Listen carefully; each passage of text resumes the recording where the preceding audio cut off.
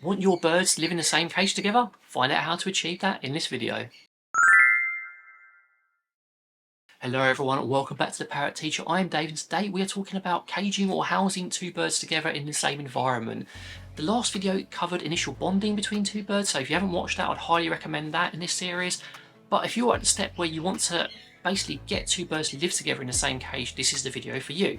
Now again, I can't emphasise and reinforce enough that you want to get your initial bonding work done, as I talked about in the previous video, before you even consider putting two birds in the same cage. There's lots of myths out there that say just dump them in the same cage, they'll be completely fine.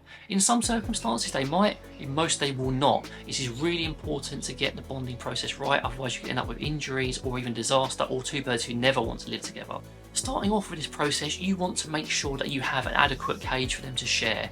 You want a nice big environment, because the more space and distance they have from each other, the more likely you are to have success. Our cockatiel's new cage is absolutely massive, and they have lots of distance and space in there, which basically made it a lot easier for us. It's really important to give them the best environment possible to set yourself up for success. The next important thing you want to do is basically make sure that they're going to be okay interacting to each other. So make sure they're okay in confined spaces. Maybe they can share a larger travel carrier. Make sure they're okay foraging together and that you're not observing any problematic behaviours.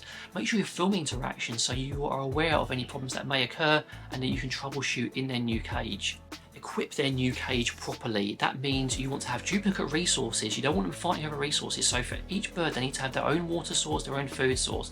Make sure there's adequate perching and duplicate toys. Make sure that the cage is set up in such a way that the birds can always escape from each other and have choice of interactions. We frequently like to have almost like a round robin effect where you have perches and sisal rings and all sorts of things where the birds can always escape from each other if they're being chased or if they just want to move away from each other. Make sure there's duplicate sleeping perches so there's nothing they're going to be fighting over. You want to just have the environment set up for success beforehand to make sure that they're both going to be, or multiples, going to be comfortable and happy in that environment.